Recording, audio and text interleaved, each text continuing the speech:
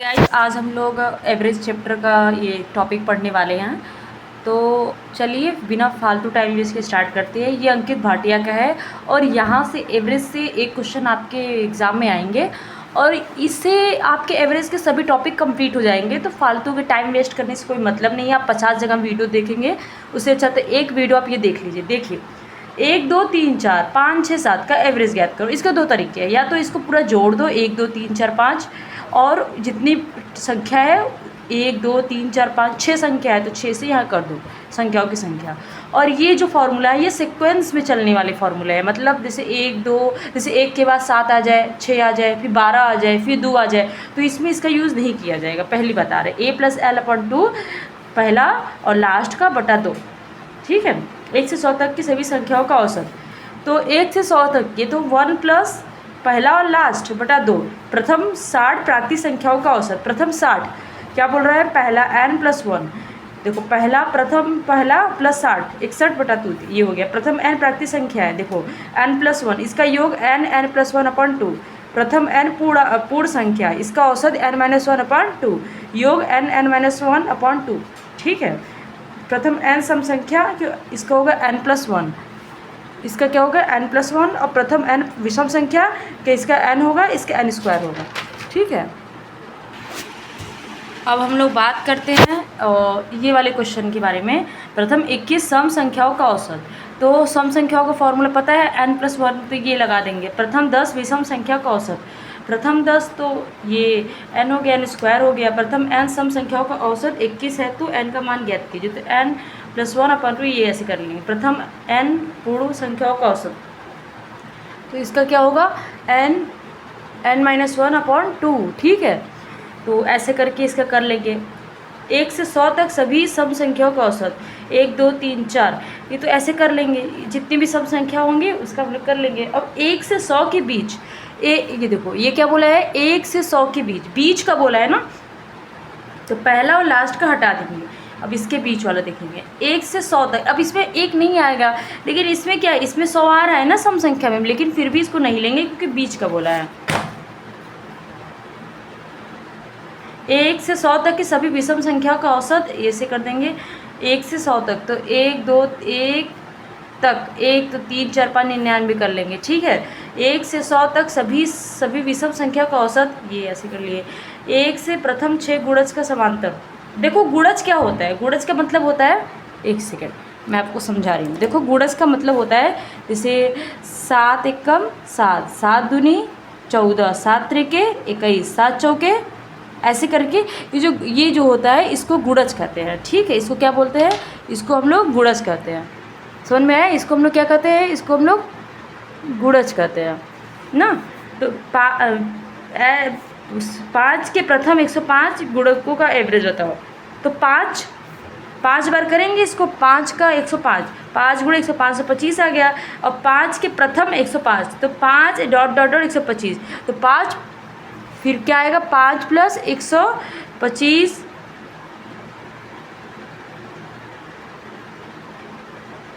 तो इसमें क्या करेंगे, 5 करेंगे प्लस करेंगे 125, तो 530 हो जाएगा बटा 2 265।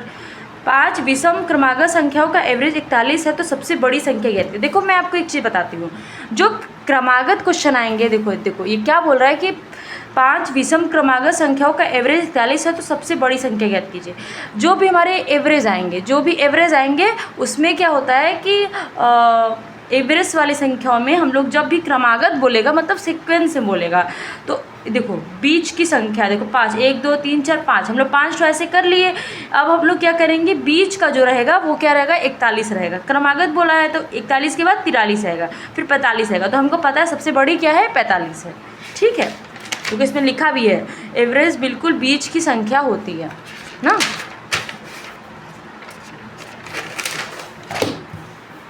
अब देखिए 1 से 100 तक सभी विषम संख्याओं का एवरेज, 1 से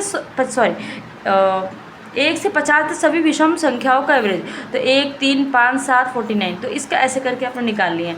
अब देखो 35 39 41 46 27 तथा x का एवरेज 38 है तो x ज्ञात कीजिए।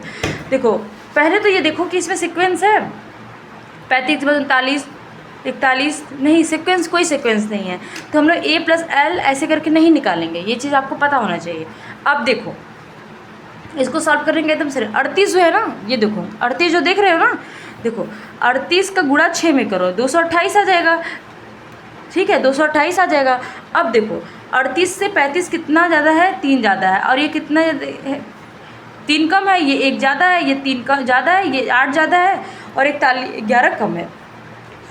तो इसको करेंगे तो 2 आएगा। तो अब हम लोग क्या करेंगे, 38 + 2 40 हो जाएगा। ये या तो तुम ऐसे कर लो कि इसको पूरा जोड़ दो, फिर 118 आ जाएगा, फिर प्लस x, इसको 228, x बराबर 228 माइनस 188 ऐसे करके कर लो। अब देखो ये वाले क्वेश्चन थोड़े इंपॉर्टेंट है। यदि 5 संख्याओं का एवरेज 15 है तो प्रत्येक संख्या में से 2 घटाने पे एवरेज क्या होगा। यदि 5 संख्याओं का एवरेज 15 है, ये क्या बोल रहा है, यदि 5 संख्याएं हैं और उसका एवरेज जो है 15 है, तो सम इक्वल टू 75 माइनस 10 ये करेंगे, तो ये क्या आएगा, एवरेज 15 है। यदि सब ये चीज़ छोड़ो, ये देखो यदि 5 संख्याओं का एवरेज 5 5 15 है, 1 2 3 4 5 15 ऐसे कर लिए। अब इसमें से 2 घटा देंगे, -2 -2 -2 -2, तो पर क्या होगा 75 माइनस सब में से 2 घटाएंगे, 2 2 4 2 6 2 8 10 10 आ जाएगा। तो पदों की संख्या बटा पदों का योग बटा पदों की संख्या, तो पदों का योग क्या है 65 है, और पदों की संख्या क्या 1 2 3 4 5 है 63। अब देखो ये सब कुछ भी मत करो, जिसे बोल रहे हैं कि यदि 5 संख्याओं का एवरेज 15 है तो प्रत्येक संख्या, यहाँ एवरेज 15 है तो प्रत्येक संख्या में -3 घटा दीजिए या -7 भाग कर दीजिए। तो कुछ भी करना होगा ना हमको 15/4, अगर बोले 15 वो कि घटाने पर, जैसे ये घटाने यहाँ पे लिख दो कि भाग करने पर, भाग करने पे एवरेज क्या होगा, तो क्या होगा 15/2, मतलब जो हमारी एवरेज है उसमें से ये वाली घटा देंगे, ठीक है। यदि अब देखो SSC GD में आया 2019 में आया था क्वेश्चन, यदि 6 संख्याओं का एवरेज A है तो प्रत्येक संख्याओं में से 100 घटाने पर एवरेज क्या होगा। तो हमको पता है कि हम क्या करेंगे, जो एवरेज है उसमें से जो घटाना है उसको घटा देंगे, आ जाएगा। देखो यही हो गया क्वेश्चन, समझ में आया।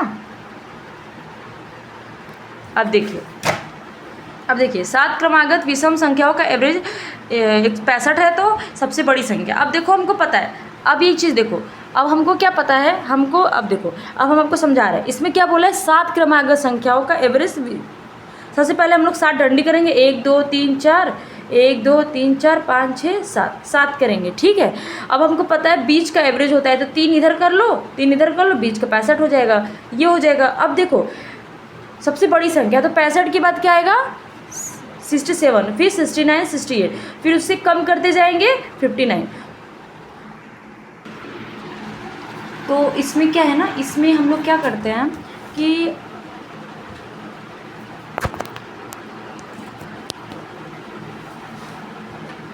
हमें क्या दिया गया है 7 क्रमागत विषम संख्याओं का एवरेज 65 है तो सबसे बड़ी।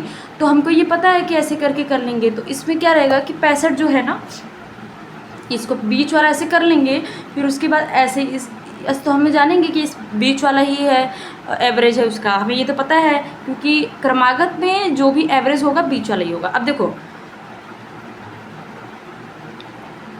अब दिक्कत किस में आएगी, 4 में आएगी। 4 क्रमागत विषम संख्याओं का एवरेज 28 हो तो सबसे बड़ी संख्या ज्ञात कीजिए। तो एक बात बताओ, एवरेज हम कैसे निकालें, इधर भी 2 इधर भी 2, तो बीच वाला हम कैसे पता करें। तो देखो अपने से बीच वाला ये मान लो, ठीक है, बीच वाला मान लो कि 28 है। लेकिन एक चीज़ देखो, ये विषम बोला है तो हमेशा जितने भी 4 रहेंगे या 12 रहेंगे तो ये सब में हमेशा अपोजिट दिया जाएगा नंबर। तो ये 28 है तो हमको पता है कि 28 के बाद क्या आएगा, विषम में 29 आएगा, फिर 31 आएगा, और फिर इधर से उसका कम करते जाएंगे। अब 4 क्रमागत सम संख्याओं का ABCD है, यदि उनका औसत 45 है तो ज्ञात करें। देखो अब इसमें क्या होगा 45 के बाद क्या आएगा 46 आएगा, फिर 48 आएगा, फिर यहाँ इस कम करते जाएंगे। अब देखो इसमें क्या है, यदि 5 संख्याओं का एवरेज 30 है तथा इनमें से पहली संख्या 4 का एवरेज अगर 28 हो तो पाँचवा ज्ञात कीजिए। देखो जो संख्याओं का योग ज्ञात करना है ना, तो अगर योग ज्ञात करना है ना तो एवरेज जो है, एवरेज गुणे जो संख्या है उसको गुणा करेंगे, ये चीज़ आपको ज्ञात होना चाहिए। तो देखो 5 संख्याओं का एवरेज 30 है, तो ये 5 संख्याओं का एवरेज 30 गुणित 5, ये क्या आ गया, ये आ गया 150। फिर क्या बोल रहा है, इनमें से 4 का एवरेज 28 है। देखो ये 5 संख्या हो गई, ये पूरा बोल दिया, ये पूरे का क्या है 30 है। अब इसमें से 4 का जो है ये 112 है, तो क्या बोल रहा है, तो 5वां ज्ञात कीजिए। अब देखो, अब लास्ट में से 4 निकाल दोगे तो एक ही ना बचा, तो ये इसका ये हो जाएगा, ये हो जाएगा। ये समझ में आया। अब देखो इसमें क्या बोल रहा है, 7 संख्याओं का एवरेज 43 है, पहली संख्या का एवरेज 40 है, अंतिम तीसरे का योग 50 है। देखो 7 का योग कर लिए, 7 का योग पूरा निकाल लिए, ये आ गया 43 गुणे 7 303। पहली 3 का योग 1 2 3 ये निकाल लिए, 120 आ गया। अंतिम 3 का योग 1 2 3 निकाल लिए, क्या आ गया 50 आ गया। ठीक है, अब फर्स्ट 3 का योग प्लस अंतिम 3 का योग, अब क्या करेंगे, पहले 3 का योग और अंतिम 3 का योग करेंगे ना, पहले 3 का योग और अंतिम 3 का योग करेंगे। तो फर्स्ट 3 का योग ये हो गया, अंतिम 3 का योग, अंतिम 3 का योग, पहले 3 का योग और अंतिम 3 का योग, 1 2 3 4 5 6 7, 7 है 6 आ गया।